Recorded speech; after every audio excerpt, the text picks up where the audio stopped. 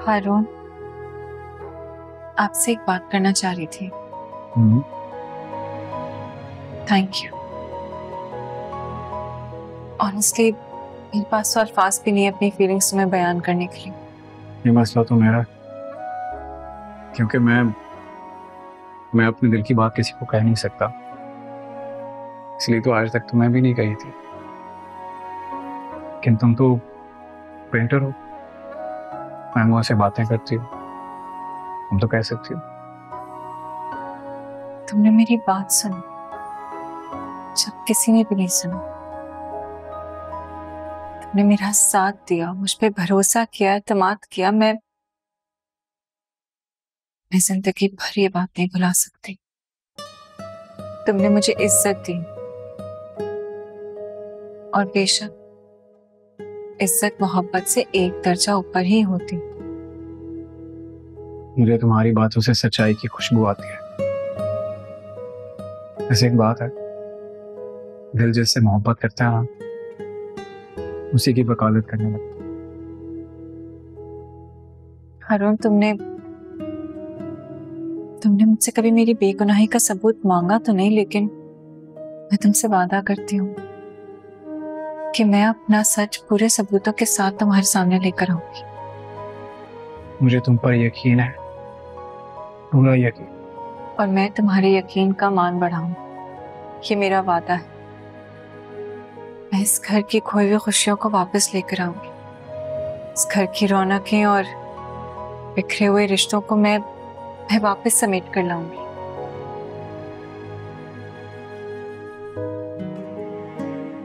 तुम्हारा साथ देने का वादा किया है, और मैं तुम्हारे हर डिसीजन में तुम्हारे साथ हूं। Thank you so much.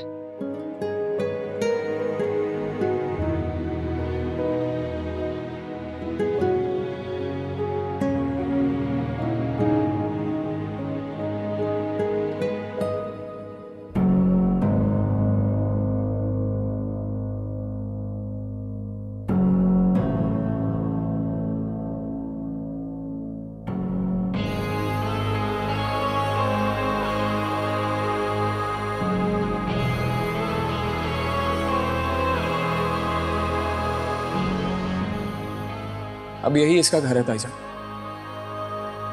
ये यहां से वापस आने के लिए नहीं आई। क्या मतलब है तुम्हारा? मैंने रम से शादी कर लिया। क्या? यानी कि जानते हुए भी कि इसका उस लड़के के साथ चक्कर है, तुमने सोच भी कैसे लिया?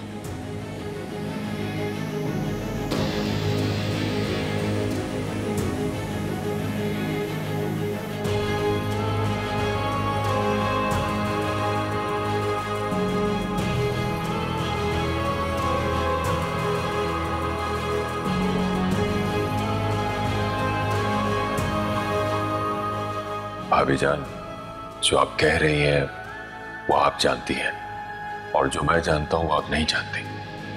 क्या जानते हैं आप? बताएं मुझे। इसके लिए बस थोड़ा सा इंतजार भाभी जान, सही वक्त आने दें प्लीज।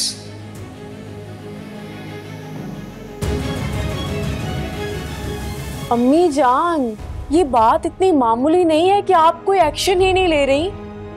इरम ने आपकी हैसियत को चैलेंज किया है, और ये बात तो मुझसे बर्दाश्त ही नहीं हो रही। मैं सब देख रही हूँ। उन्होंने मोहलत मांगी है, और मैं मौका देने पर यकीन रखती हूँ। ये बात तुम अच्छी तरह से जानती हो। मैं बस उस वक्त का इंतजार कर रही हूँ जब मेरे फैसले को गलत साबित कर दिया जाएगा, और अगर वो ऐसा ना कर सके तो खानदान में मेरे फैसलों की गूंज सुनाई देगी। लेकिन अम्मी जान, इरम का तो किरदार खुल के सबके सामने आ चुका है, और आप तो उस पर फैसला भी सुना चुके हैं। अब एक ही सजा पर दोबारा फैसला सुनाने की क्या जरूरत है?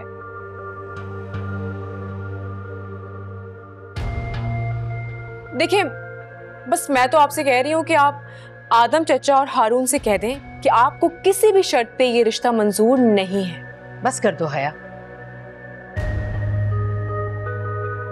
अभी ऐसा वक्त नहीं आया। आदम भाई ने वक्त मांगा है तो वक्त का इंतजार किया जाएगा। लेकिन अम्मी जान, आपकी बेइज्जती हुई है।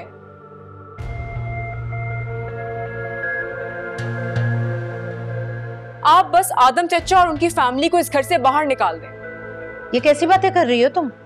तुम्हें ये बात मालूम है, आदम भाई इस घर में आधी विरासत के हिस्सेदार हैं। वो घर से जाएंगे नहीं, बल्कि दीवार खड़ी हो जाएगी। और तुम खामोश रहो हया। इस तरह की बात करना तुम्हारे कद से बहुत ऊंची है, समझी तुम? अम्मी जान, मुझे तो इस बात से कोई फर्क ही नहीं पड़ता कि इरम ना आए। ये तो मेरा मसला ही नहीं है।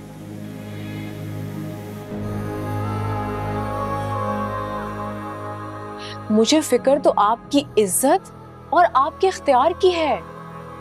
आदम भाई ने कुछ देखा होगा तो इरम को अपने घर की बहू बनाया है, इसलिए मैं इंतजार करूंगी।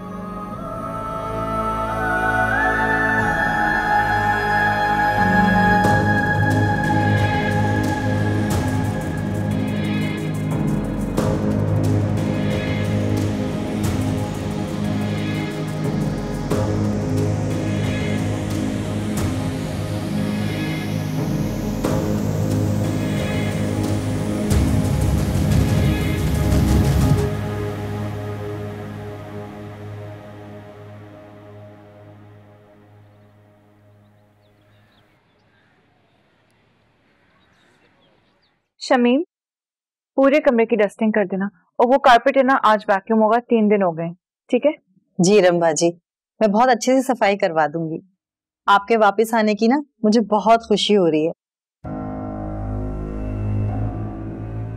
आपको मालूम है, जब आप नहीं थी ना, मैं बहुत उदास हो गई थी। रोजाना आपको याद करती थी और इस पोर्शन की मैं रोजाना सफाई करवाती थी, जबकि आप और आसिया बाजी तो थी नहीं। मैं आती हूँ। बोलो, क्या काम है? यहाँ ऐसे क्यों आई हो? ये पूछने का हक नहीं है तुम्हें। मैं रोहान की बीवी हूं और मुबारक मस्तूर की बहू। इस घर में शादी होकर आई हूं। छुप छुपाकर शादी नहीं की मैंने। मेरा जहां दिल चाहेगा मैं वहां जाऊं।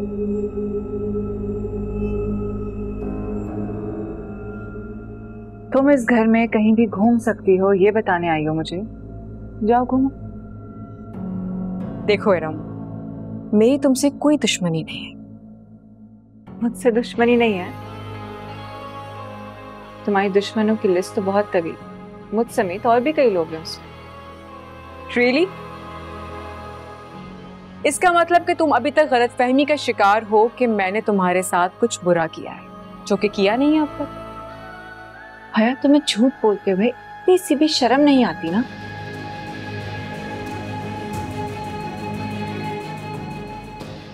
लेकिन एक बात याद रखना, मैं तुम्हें इस घर के साथ मजीद खिलवाड़ नहीं करने दूंगी। ठीक है, इसका मतलब कि बिला वजह तुमने मुझसे उलझने का फैसला कर ही लिया, तो उलझो, मगर याद रखना,